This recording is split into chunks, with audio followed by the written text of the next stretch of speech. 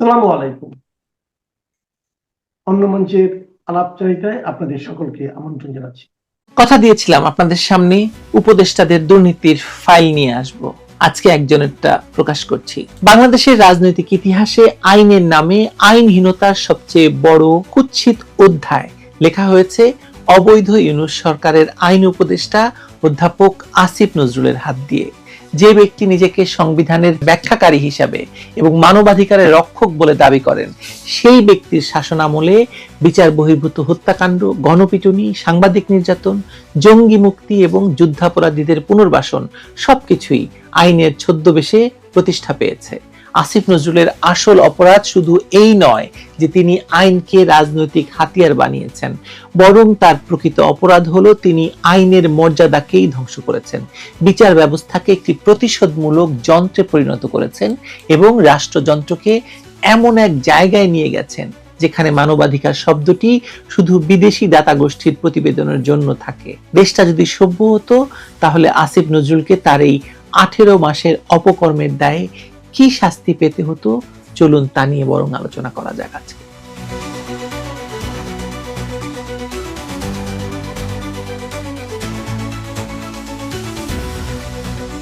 প্রথমেই বলে রাখা দরকার যে ইউনূসের সরকার ছিল অবৈধ এবং তার সকল নিয়োগ, আইন কিংবা অধ্যাদেশ সকলই ছিল অবৈধ। ফলে অবৈধ সরকারের অবৈধ আইন উপদেষ্টা পদটি আর যাই থাকুক, এটা যে ছিল দেশের স্বাধীনতা পরবর্তী ইতিহাসের সবচেয়ে ভয়ঙ্কর নিয়োগ তা বলাই বাহুল্য। এই পদটি 18 মাস ধরে দখল করেছিল ডক্টর আসিফ নজরুল। ঢাকা বিশ্ববিদ্যালয়ের শিক্ষক তিনি, প্রথম আলোর কলাম লেখক। তিনি তথাকথিত গণ আন্দোলনের পর গঠিত অন্তর্বর্তী সরকারের সদস্য হয়ে শপথ নিয়েছিলেন যে আইনের শাসন প্রতিষ্ঠা করবেন তিনি, মানবাধিকার রক্ষা করবেন তিনি এবং বিচার বহির্ভূত হত্যার অবসানও ঘটাবেন তিনি। কিন্তু বাস্তবে তার পদক্ষেপগুলো সেই প্রতিশ্রুতির সম্পূর্ণ বিপরীত। তার শাসনামলে মব ভায়োলেন্স, গণপিটুনির 413টি ঘটনায় 259 জন নিহত হয়েছেন, সাংবাদিকদের উপর 427টি হামলা, 6 জন মারা গেছেন এবং 834 জন নির্যাতনের শিকার হয়েছেন। 49টি মামলায় 222 জন সাংবাদিককে অভিযুক্ত করা হয়েছে। তাদের মধ্যে এখনো পর্যন্ত অনেকেই জেলে রয়েছেন। এই সংখ্যাগুলো কেবল পরিসংখ্যান নয়, বরং একটি ব্যবস্থার নৃশংসতার প্রকাশ, যেখানে আইনের রক্ষকই আইনের লঙ্ঘনকে বৈধতা দিচ্ছে। আসিফ নজরুলের দায়িত্ব ছিল এই সহিংসতা বন্ধ করা, কিন্তু তিনি বরং তার ন্যায্যতা দিতে ব্যস্ত ছিলেন। পুলিশকে দেরিতে পাঠানোর নির্দেশ দেওয়া থেকে শুরু করে মবকে জনরোষ বলে আখ্যা দেওয়া পর্যন্ত সবই এই আসিফ নজরুল করেছেন। আসিফ নজরুলের ব্যক্তিগত আক্রোশে শাহরিয়ার কবিরের মতো অশীতিপর সাংবাদিক, মুক্তিযুদ্ধপন্থী ব্যক্তি এখনো কারাগারে। মোজাম্মেল বাবু, শ্যামল দত্ত, শাকিল আহমেদ, ফারজানা রূপা এখনো কারাবন্দী। অশীতিপর তৌফিক ইলাহি চৌধুরী বীর বিক্রম এখনো কারাগারে। কারোই জামিন হচ্ছে না এই আসিফ নজরুলের কারণে। আসিফ নজরুলের শাসনামলে জঙ্গিবাদের মামলায় অভিযুক্ত শত শত ব্যক্তি কিন্তু জামিনে মুক্তি পেয়েছেন। কারা কর্তৃপক্ষের হিসেবে এই সংখ্যা 300-রও বেশি। জেএমবির 148 জন সদস্য, হরকাতুল জিহাদ, আনসারুল্লাহ বাংলা টিম এবং আনসার আল ইসলামের সন্দেহভাজনরা এমনকি যাবজ্জীবন সাজাপ্রাপ্তরা পর্যন্ত মুক্ত। 2016 সালে রাজশাহী বিশ্ববিদ্যালয়ের অধ্যাপক আফম রেজাউল করিম সিদ্দিকী হত্যা মামলায় যাবজ্জীবন প্রাপ্ত আসামিরা জামিনে বেরিয়ে এসেছে, যা ভুক্তভোগী পরিবারগুলোতে নতুন হতাশা তৈরি করেছে। মানবাধিকার কর্মী নূর খান লিটনের কথায় প্রকৃত জঙ্গিরা পার পেয়ে যাচ্ছে আর তকমার শিকাররা রাস্তায় গণপিটুনির মুখে পড়ছে। এই মুক্তির পেছনে আসিফ নজরুলের ভূমিকা স্পষ্ট। তিনি বিচারিক ক্ষমতাকে নিম্ন আদালত থেকে কেড়ে নিয়ে আদালত প্রাঙ্গণে বিশৃঙ্খলা সৃষ্টি করতে দিয়েছেন। হিউম্যান রাইটস ওয়াচের 2026 সালের প্রতিবেদনে বলা হয়েছে, অন্তর্বর্তী সরকার হাজার হাজার রাজনৈতিক প্রতিপক্ষকে নির্বিচারে আটক করেছে। আওয়ামী লীগের শত শত নেতাকর্মী বিচার ছাড়াই হেফাজতে রয়েছে। জামিন প্রত্যাখ্যানের হার অভূতপূর্ব। রাজনৈতিক সহিংসতায় 1411টি ঘটনায় 195 জন নিহত এবং 11,219 জন আহত। এই সংখ্যাগুলো আসিফ নজরুলের নিরপেক্ষতা প্রশ্নবিদ্ধ করে। যদি দেশ সভ্য হতো তাহলে এই ধরনের দমন পীড়নের জন্য মৃত্যুদণ্ডই হতো ন্যায়ের একমাত্র উত্তর, কারণ এটি কেবল অপরাধ নয়, বরং একটি জাতির আস্থার বিশ্বাস, ঘাতকতা। অন্যদিকে আসিফ নজরুলের কাজ হয়ে গিয়েছিল শুধু যুদ্ধাপরাধীদের মুক্তি দেওয়া এবং মুক্তিযুদ্ধের চেতনার অপমান করা। ঘাতক দালাল নির্মূল কমিটির শাহরিয়ার কবিরকে বিনা অভিযোগে গ্রেপ্তার করা হয়েছে, যেখানে তাকে 2013 সালের হেফাজতে ইসলামের সমাবেশে হত্যার মামলায় জড়ানো হয়েছে, অথচ কোনো প্রমাণ নেই। অন্যদিকে দণ্ডিত যুদ্ধাপরাধী জামায়াত নেতাদের মুক্তি দেওয়া হয়েছে এবং যুদ্ধাপরাধীদের আইনজীবীদের আন্তর্জাতিক অপরাধ ট্রাইব্যুনালের চিফ প্রসিকিউটর করা হয়েছে। এটা কি আইনের শাসন, না এটি ইতিহাসের সাথে বিশ্বাসঘাতকতা? মৃত্যুদণ্ডপ্রাপ্ত আসামি যুদ্ধাপরাধের দায়ে এটিএম আজহার এখন সংসদ সদস্য হয়েছে তার কারণে। বাচ্চু রাজাকার ঘুরে বেড়াচ্ছে। 21শে আগস্টের গ্রেনেড হামলার প্রধান আসামি এবং গ্রেনেড হামলার মন্ত্রণালয়তা এখন দেশের প্রধানমন্ত্রী হয়েছেন। 10 ট্রাক অস্ত্র মামলার সাজাপ্রাপ্ত আসামি তারা এখন সংসদে গিয়ে বসছেন, প্রধানমন্ত্রীর আসন অলংকৃত করছেন। লেমকিন ইনস্টিটিউটের বিবৃতি বলছে এই মুক্তিগুলো রাজনৈতিক সিদ্ধান্ত যা মুক্তিযুদ্ধের চেতনাকে প্রশ্নবিদ্ধ করে। আসিফ নজরুলের এই সিদ্ধান্তগুলো যদি সভ্য সমাজে বিচার করা হতো তাহলে মৃত্যুদণ্ডই হতো একমাত্র উপায়, কারণ এটি কেবল অপরাধ নয়, বরং একটি জাতির আত্মপরিচয়ের মানে হত্যা। আসিফ নজরুলের আরেকটি বড় অপরাধ হলো বিচার ব্যবস্থাকে ধ্বংস করা। নিম্ন আদালত থেকে বিচারিক ক্ষমতা কার্যত কেড়ে নেওয়া হয়েছে, আদালত প্রাঙ্গণে পরিকল্পিত বিশৃঙ্খলা সৃষ্টি হতে দেওয়া হয়েছে এবং নির্দিষ্ট রাজনৈতিক আদর্শের আইনজীবীদের গুরুত্বপূর্ণ পদে বসানো হয়েছে। সবচেয়ে লজ্জাজনক সিদ্ধান্ত হলো যুদ্ধাপরাধীদের আইনজীবীকে আন্তর্জাতিক অপরাধ ট্রাইব্যুনালের চিফ প্রসিকিউটর বানানো হয়েছে, যিনি কিনা হাজার হাজার কোটি টাকার বিনিময়ে শেখ হাসিনার বিরুদ্ধে রাজসাক্ষী বানিয়েছেন আইজিপিকে, যেন 71-এর ঘাতকদের পক্ষে ওকালতি করা ব্যক্তিকেই মুক্তিযুদ্ধের চেতনার বিচারক হিসেবে দাঁড় করিয়েছেন আসিফ নজরুল। এই সিদ্ধান্ত কেবল আইনের প্রতি অবমাননা নয়, বরং জাতিকে সামগ্রিক নৈতিক যে ভিত্তি তার প্রশ্নের মুখে ঠেলে দেওয়া। শিক্ষা আইন 2026-এর খসড়া নিয়ে দেশের 1000 শিক্ষকের উদ্বেগ প্রকাশ, সংখ্যালঘু সম্প্রদায়ের উপর 56টি হামলা, 17টি মন্দির এবং 63টি প্রতিমা ভাঙচুর, এসব ঘটনায় আসিফ নজরুলের ভূমিকা স্পষ্ট। তিনি শুধু নীরব দর্শক নন, বরং এই অরাজকতার পিছনে আইনি ছাড়পত্র দাতা তিনি। তার অধীনে পুলিশ সংস্কার কমিশন গঠন করা হলেও র্যাব সহ বাহিনীগুলোর কোনো সংস্কার হয়নি, বরং তারা আগের মতোই বিচার বহির্ভূত হত্যাকাণ্ড চালিয়ে যাচ্ছে। 2024 সালের সেপ্টেম্বর থেকে 2026 সালের জানুয়ারি পর্যন্ত 55টি বিচার বহির্ভূত হত্যাকাণ্ডের মধ্যে 21শে জুলাই 2025-এ আসিফ শিকদার নামে এক যুবদল নেতাকে গুলি করে হত্যা করা হয়, যার ঘটনায় আজ পর্যন্ত কোনো স্বচ্ছ তদন্তই হয়নি। কিন্তু এই অপরাধগুলোর চেয়েও জঘন্য হলো তার দ্বিচারিতা। যে ব্যক্তি একসময় আওয়ামী লীগ সরকারের বিচার বহির্ভূত হত্যাকাণ্ডের সমালোচনা করতেন, তার আমলে এই 55টি বিচার বহির্ভূত হত্যাকাণ্ড ঘটেছে। যে ব্যক্তি মানবাধিকারের পক্ষে কথা বলতেন, তার নেতৃত্বে 300 জনেরও বেশি জঙ্গিবাদের দায়ে দণ্ডিত ব্যক্তি জামিন পেয়েছে। আর সবচেয়ে বড় জামিনটি কে পেয়েছে? ডক্টর মোহাম্মদ ইউনূস। তার বিরুদ্ধে মামলা ছিল, রায় ছিল এবং তার বিরুদ্ধে 666 কোটি টাকা কর ফাঁকির অভিযোগ ছিল। তিনি সব থেকে মুক্তি পেয়ে গেছেন।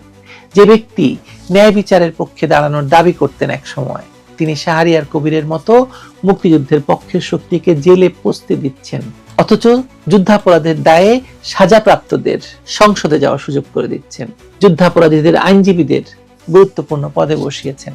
আসিফ নজরুলের সেই 26 লাখ ভারতীয়ের মিথ্যা দাবি সাম্প্রদায়িক উত্তেজনা তৈরি করেছে, যার ফলস্বরূপ 56টি হামলায় সংখ্যালঘুদের 17টি মন্দির এবং 65টি বাড়িতে আক্রমণ হয়েছে। এই পরিসংখ্যান কি দেশের একজন আইন উপদেষ্টার দায়িত্ব জ্ঞানের পরিচয় নয়? তার কারণে বাংলাদেশের ক্রিকেট ধ্বংস হয়ে গেল। তিনি বাংলাদেশের ক্রিকেট দলকে বিশ্বকাপে খেলতে দিলেন না। সবচেয়ে বড় কথা, আসিফ নজরুল তার সংবিধানের শপথ ভেঙেছেন এবং রাষ্ট্রদ্রোহের অপরাধ করেছেন ডক্টর ইউনূসের মতো। রাষ্ট্রপতি ডক্টর ইউনূসের বিরুদ্ধে যেসব অভিযোগ এনেছেন, সংবিধান লঙ্ঘনের, রাষ্ট্রদ্রোহের অপরাধের, একই অপরাধে আসিফ নজরুল দোষী। তার বিরুদ্ধেও রাষ্ট্রদ্রোহের মামলা অবশ্যম্ভাবী। বাংলাদেশ সংবিধানের 148-এর 3 অনুচ্ছেদ অনুযায়ী আমি বাংলাদেশের সংবিধান এবং আইনের প্রতি শ্রদ্ধা প্রদর্শন এবং আনুগত্য করিব এবং বাংলাদেশের সেবায় আমার যোগ্যতা অনুসারে সততার সহিত দায়িত্ব পালন করিব। কিন্তু আসিফ নজরুল সংবিধানের প্রতি আনুগত্য তো দেখাননি, আইনের শাসন প্রতিষ্ঠা করেননি এবং সততার সাথে দায়িত্ব পালন করেননি। সুতরাং তিনি রাষ্ট্রদ্রোহী। জার্মানির একটি আদালতের রায়ের উদ্ধৃতি দিয়ে আসিফ নজরুলেরই একজন ছাত্র প্রশ্ন তুলেছিলেন যে একটি রসুন চুরির জন্য 6 মাস জেল হলে যে ব্যক্তি একটি দেশের পুরো বিচার ব্যবস্থাকে ধ্বংস করেছে, হাজার হাজার মানুষের জীবনকে নরকে পরিণত করেছে এবং একটি সভ্য জাতিকে বর্বর মব ভায়োলেন্সের দিকে ঠেলে দিয়েছে, তার শাস্তি কি হওয়া উচিত? যে ব্যক্তি আইনকে হত্যা করে সে সমাজকে হত্যা করে, যে বিচারকে বিক্রি করে সে ন্যায়কে ধ্বংস করে এবং যে মানবাধিকারকে পদদলিত করে সে নিজেই মানবতার বিরুদ্ধে সবচেয়ে বড় অপরাধী। আসিফ নজরুলের বিচার হয়নি, কিন্তু সেটা কোনো আইনের অভাবে নয়, বরং বাংলাদেশের রাজনৈতিক সংস্কৃতির দুর্বলতায়। আসিফ নজরুল আইনের অধ্যাপক ছিলেন, কিন্তু তিনি বাংলাদেশে আইনের কবর রচনা করেছেন। যদি আইন থাকতো তাহলে তিনি যে মৃত্যুদণ্ড পেতেন তা কোনো গণপিটুনির হুকুম নয়, বরং একটি সভ্য দেশের আদালত যদি নিরপেক্ষ থাকতো তবে তার নিজের তৈরি করা আইনের ফাঁসেই তার গলায় দড়ি পড়ত। কারণ তিনি যা করেছেন তা আইনের শাসন নয়, আইনের লাশের উপর নৃত্য। আসিফ নজরুল সংবিধান লঙ্ঘন করেছেন, সংবিধান লঙ্ঘনের দায় তার বিরুদ্ধে রাষ্ট্রদ্রোহের মামলা এখন সময়ের ব্যাপার মাত্র, এটা হবেই। সংবিধান লঙ্ঘন এবং রাষ্ট্রদ্রোহের দায় কি হতে পারে সেটা আমি ইউনূসের ক্ষেত্রে বলেছি। সুতরাং ইউনূসের যে শাস্তি, আসিফ নজরুলের সেই শাস্তি হওয়ার কথা, এবং তার বিরুদ্ধে তো আরো হাজার কোটি টাকার পাচারের অভিযোগ তো আছেই, সে কথাও এখন সর্বত্র ঘুরে বেড়াচ্ছে। সেই নোংরা আলোচনায় আমি গেলাম না। ভালো থাকবেন। সেই পুলিশ সদস্যদের লাশের হিসাব যখন পুলিশ বের করতে চাইবে, এসব মামলা যখন দেবে, তখন তো হাসনাত, সার্জিস, নাহিদ ইসলাম, আক্তার হোসেন এরা সকলে হুকুমের আসামি হবেন। তাহলে হুকুমের আসামি হলে বা এক একটি মামলায় যদি অজ্ঞাতনামা আসামি দিয়ে রাখা হয়, সারা বাংলাদেশে যারা দাপড়ে বেরিয়েছেন 2024-এর আগস্টের পর থেকে, তাদেরকে তো দৌড়ে বেড়াতে হবে। তারেক রহমান ক্ষমতা গ্রহণের পরপরই হাসনাত, সার্জিসদের মতো জুলাই আন্দোলনের বিপ্লবী নেতাদের, ছাত্র তরুণ নেতারা যারা জাতীয় নাগরিক পার্টির নেতা, বৈষম্য বিরোধী ছাত্র আন্দোলনের নেতা কিংবা আরো নানা রকম মঞ্চ, ঐক্য, অ্যালায়েন্স গড়ে নেতৃত্ব দিয়ে আসছেন 2024-এর 5ই আগস্টের পর থেকে এবং সারা বাংলাদেশটা একরকমের দাবড়ে বেড়াচ্ছেন, তাদের ইচ্ছায় পরিচালনা করছেন। তারেক রহমান অত্যন্ত গুরুত্বপূর্ণ মনে করেছেন ক্ষমতা গ্রহণের সাথে সাথে এদেরকে এই ইঙ্গিতটা বুঝিয়ে দেওয়া যে অন্তর্বর্তী সরকারের মতো, ইউনূস সরকারের মতো কোনো বাড়তি আশকারা তিনি এই তরুণ নেতাদের দেবেন না। সম্ভবত সে ইঙ্গিত একেবারে পরিষ্কার বুঝতে পেরেই নির্বাচনের দিন থেকে কারচুপির অভিযোগ তোলা, কিছুতেই এসব মেনে নেওয়া হবে না, নির্বাচন পরবর্তী সহিংসতার অভিযোগ তোলা, হুঁশিয়ারি উচ্চারণ করা সার্জিস আলম, যেমন তারেক রহমান যখন নাহিদ ইসলামের বাড়ি গেছেন, দৌড়ে সে বাড়িতে এসে তারেক রহমান যখন বুকে জড়িয়ে ধরেছেন তিনিও ঝাঁপিয়ে পড়েছেন, ঠিক তেমনি হাসনাত আব্দুল্লাহকে এমপি নির্বাচিত হওয়ার পর থেকে কোথাও পাওয়া যাচ্ছে না। নাসির উদ্দিন পাটোয়ারি তো নিয়মিত সামাজিক যোগাযোগ মাধ্যমে এসে বলছেন, হাসনাত তুই কোথায় রে, আওয়ামী লীগ তো দোকান খুলে ফেললো। কিন্তু হাসনাত আব্দুল্লাহ একটা এমপি পদ পেয়ে গেছেন, সেখানে বিএনপির প্রার্থীর এমনকি মনোনয়নই বাতিল হয়ে গিয়েছিল, বিনা প্রতিদ্বন্দ্বিতায় জিতে এসেছেন, এখনো তিনি এলাকায় যেতে পাচ্ছেন। আক্তার হোসেন যেমন তার এলাকায় জিতেছেন বটে, কিন্তু এলাকায় গিয়ে স্বস্তি পাচ্ছেন না জাতীয় নাগরিক পার্টির নেতা হান্নান মাসুদও। এমন একটা পরিস্থিতিতে জাতীয় নাগরিক পার্টির নেতারা সবচেয়ে ভয় যেটা নিয়ে পাচ্ছিলেন এই জুলাই আন্দোলনের নেতারা, সেটা হচ্ছে যে অন্তর্বর্তীকালীন সরকারের আমলে তাদেরকে জুলাই আন্দোলনের সময় সকল প্রকার খুন, হত্যা, লুটপাট, অগ্নিসংযোগের জন্য যে দায় মুক্তি দিয়ে দেওয়া হয়েছিল ঢালাওভাবে, এবং পুলিশ হত্যা সহ রাষ্ট্রীয় সম্পদ বিনষ্টের অভিযোগে কোনো মামলা 2024-এর জুলাই আগস্ট সময়কালের কিংবা পরবর্তী সময়ের গৃহীত হয় নাই থানায়, তদন্ত হতে পারে নাই এই অন্তর্বর্তী সরকারের সময়, যার প্রভাবে তারা আরো দুর্দণ্ড প্রতাপে সারা বাংলাদেশে রাজত্ব করে বেরিয়েছেন। তাদের যে ভয়টা ছিল, এই যে হাসনাত আব্দুল্লাহ কথায় কথায় বলতেন যে এ সরকার বদলে গেলে, ইউনূস সরকার বদলে গেলেই নাকি ফাঁসির দড়ি ঝুলবে তাদের চোখের সামনে, এখন সেই অবস্থায় তারেক রহমান তাদেরকে নিয়ে গেছেন, কারণ তারেক রহমানের সরকার ঘোষণা দিয়েছেন, বিএনপি সরকার স্পষ্টভাবে এই ঘোষণা পুলিশকে জানিয়ে দিয়েছে যে পুলিশ হত্যার তদন্ত হবে এবং পুলিশ বিভাগ যাতে ওই সময়কার হত্যাকাণ্ডগুলোর বিভিন্ন প্রমাণাদি সাক্ষ্য সংগ্রহ শুরু করে এবং পুলিশ হত্যার মামলাগুলো যাতে আবারও চাঙা হয়, নতুন করে মামলা করার প্রয়োজন হলে যাতে নতুন করে মামলা করা হয়। কারণ 44 জন পুলিশ সদস্য হত্যা হয়েছে বলে পুলিশ সদর দফতর থেকেই বিবৃতি এসেছিল, কিন্তু পুলিশ সদস্যরা যখন 5ই আগস্টে মৃত কয়েকজন পুলিশের লাশ, পচে যাওয়া গলে যাওয়া লাশ যাত্রাবাড়ি থানা থেকে উদ্ধার করে 5ই আগস্টের 8 দিন পর রাজারবাগ পুলিশ লাইন্সে তাদের জানাজা হয়েছিল, তখন থেকে পুলিশ সদস্যরা দাবি করে আসছেন, অভিযোগ করে আসছেন অন্তত 2000 পুলিশ সদস্য 2024-এর জুলাই আগস্টে নিহত হয়েছেন। এবং অনেক পুলিশ সদস্য মনে করেন 3 থেকে 3500 পুলিশ নিহত নিখোঁজ ওই 2024-এর জুলাই আগস্ট আন্দোলনের পর থেকে, কিন্তু পুলিশ বিভাগ ওই ঘটনা যেহেতু ঘাটাঘাটি করার সাহস পাচ্ছে না, তদন্ত করে নাই, তাই তাদের কাছে কোনো হিসাবই নাই ঠিক কতজন পুলিশ সদস্য ওই সময়ে সহিংসতায় নিহত হয়েছিলেন।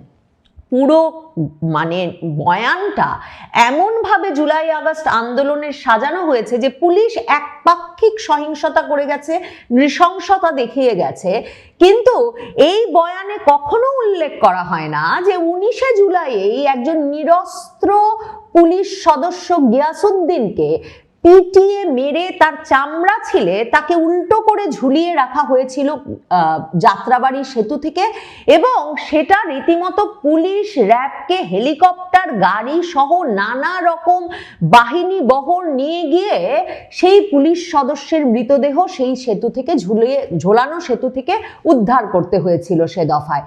কোনো আন্দোলনের বয়ানে বীরত্ব গাথায় উল্লেখ করা হয় না যে সারা বাংলাদেশে সকল থানায় আক্রমণ হয়েছে, লুটপাট হয়েছে, এনায়েতপুর সিরাজগঞ্জের সেই থানায় ঢুকে আন্দোলনকারীরা 4 আগস্ট পুলিশ সদস্যদের পিটিয়ে মেরেছে, আগুন দিয়ে পুড়িয়ে মেরেছে এবং তারপর ঝুলিয়ে রেখেছে। এমনকি বিবিসি বাংলার প্রতিবেদনে উঠে এসেছে যে অনেক পুলিশ সদস্য নামাজ পড়ে বের হচ্ছিলেন পাশের মসজিদ থেকে এবং সেই মসজিদের সিঁড়িতেই তাদেরকে পিটিয়ে মারা হয়েছে।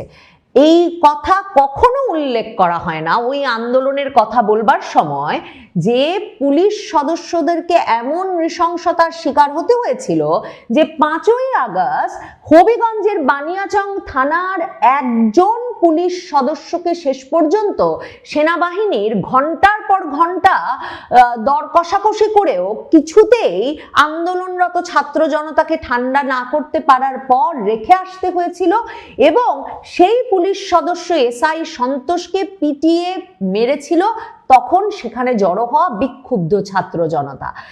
এছাড়াও এই যে যাত্রাবাড়িতে 5ই আগস্ট যখন সেনা প্রহরা থানার সামনে থেকে উঠে গেল, তারপর ভীত সন্ত্রস্ত পুলিশ একদিকে যেমন ছাত্র জনতার দিকে গুলি ছুটতে থাকলো, শেখ হাসিনা সরকারের ততক্ষণে পতন হয়ে গেছে, তারপরেও এরপর সেখানে ঢুকে শেষ পর্যন্ত ওই থানা জ্বালিয়ে পুড়িয়ে পুলিশ সদস্যদেরকে মেরে পুড়িয়ে ভ্যানের উপর যে লাশ রেখে এসেছিল সে কথা কিন্তু এমনকি জাতিসংঘের প্রতিবেদনেও আছে।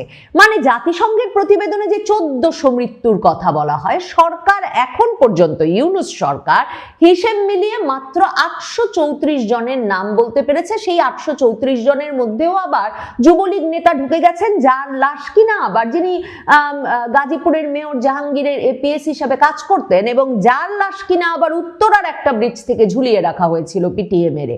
তো এহেন পরিস্থিতিতে খুন, লুটপাট, অগ্নিসংযোগের মতো ঘটনা ক্রমাগতভাবে চলেছে 24 জুলাই আগস্ট জুড়ে, এবং সেগুলোর যাতে বিচার না করা যায় সে সংক্রান্ত প্রথম দায়মুক্তি অধ্যাদেশটি অন্তর্বর্তীকালীন ইউনূস সরকার জারি করেছিল 2024 অক্টোবর মাসেই, যখন নোয়াখালীর সোনাইমুড়িতে এক কনস্টেবলকে হত্যার অভিযোগে একটি মামলা পুলিশ তদন্ত করে এবং 3 জনকে গ্রেফতার করে।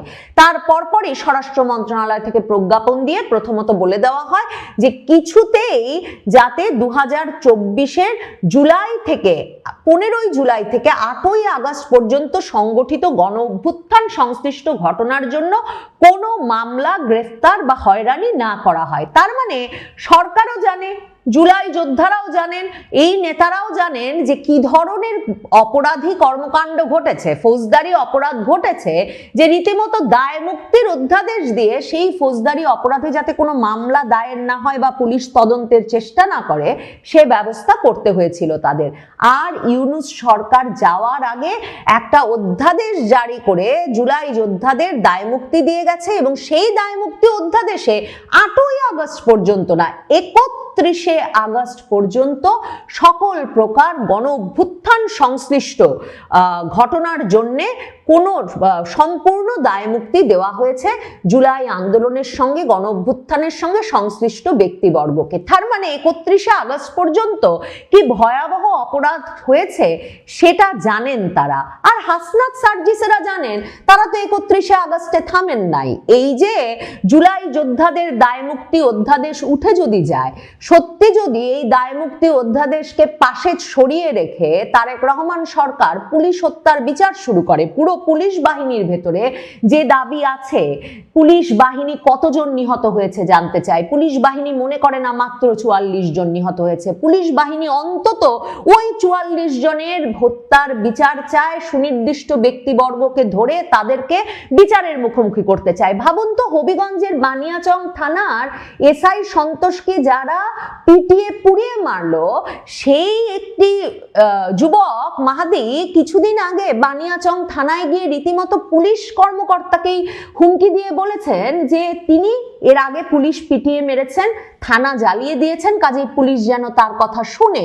এবং এরপর পুলিশ যখন তাকে গ্রেফতার করেছে, তখনকার আইন উপদেষ্টা আসিফ নজরুলের সক্রিয় ব্যবস্থাপনায় দ্রুততম সময়ে সেই মাহাদি বেরিয়ে এসেছে। নিশ্চয়ই লক্ষ্য করেছেন, ওই মাহাদি দিল্লিতে ধরা পড়েছেন অন্য একটি দেশের ভিসা নিতে, ইউরোপের একটি দেশে, কেউ বলছেন ফিনল্যান্ড, কেউ বলছেন ইংল্যান্ড চলে যাচ্ছিলেন, সেই দেশের ভিসা নিতে তিনি সে দেশে গিয়ে উপস্থিত হয়েছিলেন বলে জানা যাচ্ছে এখন। তার মানে এই যুবকদের শুধুমাত্র দায় মুক্তি দিয়ে গেছে আগের সরকার তাই নয়, এদের একটা বিরাট অংশের জন্য নানা রকম সেফ এক্সিটের ব্যবস্থাও করে রাখা হয়েছে। এ অবস্থায় হাসনাত সার্জিস কোথায় যাবেন? মানে হাসনাত এমপি হয়েছেন, সার্জিস তো এমপিও হন নাই, তিনি কি নিজ এলাকায় যেতে পারবেন? পঞ্চগড়ে গিয়ে কি তিনি নিরাপদ বোধ করবেন? মানে এমন একটা পরিস্থিতি তৈরি করা হয়েছে যে কোনো মামলায়, ওই যে সিরাজগঞ্জের 15 জন পুলিশ পিটিয়ে মারা হোক, বা 5ই আগস্টের পর পুলিশ সদস্যরা যখন রাজারবাগ পুলিশ লাইন্সে কাঁদছিলেন এবং তখনকার আইজিকে বলছিলেন যে সারা বাংলাদেশ জুড়ে থানায় থানায় পুলিশ সদস্যদের লাশ পচে গলে পড়ে আছে, সেই পুলিশ সদস্যদের লাশের হিসাব যখন পুলিশ বের করতে চাইবে, এসব মামলা যখন দেবে, তখন তো হাসনাত, সার্জিস, নাহিদ ইসলাম, আক্তার হোসেন এরা সকলে হুকুমের আসামি হবেন। তাহলে হুকুমের আসামি হলে বা এক একটি মামলায় যদি অজ্ঞাতনামা আসামি দিয়ে রাখা হয়, সারা বাংলাদেশে যারা দাপড়ে বেরিয়েছেন 2024-এর আগস্টের পর থেকে, তাদেরকে তো দৌড়ে বেড়াতে হবে। এরা কি সকলেই আসলে সেফ এক্সিট নিয়ে অন্য কোথাও চলে যেতে পারবেন? যারা থাকবেন তাদের তো আসলে মানে কোনোভাবে দম নেওয়ার উপায় থাকবে না। তারেক রহমান সার্জিস, হাসনাতদের, মানে যারা বেশি বেড়েছিলেন, তাদেরকে আরো সুস্পষ্ট বার্তা দিতে চাইছেন। ইশরাক হোসেন, তিনি প্রতিমন্ত্রী, মুক্তিযুদ্ধ বিষয়ক মন্ত্রণালয়ের, তিনি জুলাই যোদ্ধাদের পুনর্বাসনের বিষয়টাও দেখবেন। তিনি প্রধানমন্ত্রী তারেক রহমানের সঙ্গে বৈঠক করে বেরিয়ে সংবাদ মাধ্যমে বলেছেন যে একদিকে যেমন অনেক জুলাই যোদ্ধাকে অন্তর্ভুক্ত করা হয় নাই, তারা বিএনপির রাজনীতি করে বলে, কাজে তারা রাজনৈতিক প্রভাবমুক্ত হয়ে জুলাই যোদ্ধাদের তালিকা করবেন। ঠিক তেমনি তিনি বলেছেন আগের সরকার বিপুল পরিমাণ অর্থ জুলাই ফাউন্ডেশনে দিয়েছিল, সে অর্থ জুলাই যোদ্ধাদের পেছনে খরচ না হয়ে কোথায় খরচ হলো নতুন প্রধানমন্ত্রী, নবনির্বাচিত প্রধানমন্ত্রী তারেক রহমান সে বিষয়টি খতিয়ে দেখতে বলেছেন। মনে করে দেখেন, এই জুলাই ফাউন্ডেশনে 100 কোটি টাকা দিয়ে জুলাই ফাউন্ডেশনের সিইও করে দেওয়া হয়েছিল সার্জিস আলমকে।